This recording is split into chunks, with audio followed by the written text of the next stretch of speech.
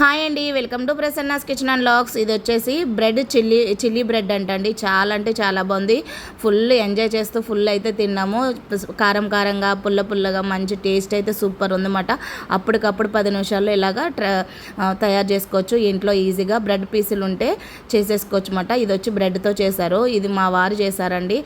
నా అనుకున్నది ఒకటి అయ్యింది ఒకటి అన్నట్టు నా మనసులో నేను ఏమనుకున్నా, పాలు బ్రెడ్ తినేద్దామని అనుకుంటే మా వారు కిచెన్లోకి వెళ్ళి ఏమున్నాయా అని చూసి బ్రెడ్ చూసి ఇలాగ ఫాస్ట్గా ఒక 10 నిమిషాల్లో బ్రెడ్ అయితే ఇలా చిల్లీ బ్రెడ్ అయితే చేసి తీసుకొచ్చారండి.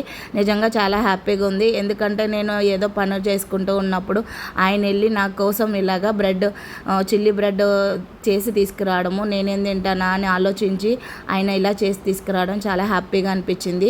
మీలో ఎంతమంది ఇలాగా మన మనసులో అనుకుంటే వాళ్ళకి తెలిసి ఎలా చేసుకొచ్చారా లేదా అన్నది కామెంట్ చేయండి.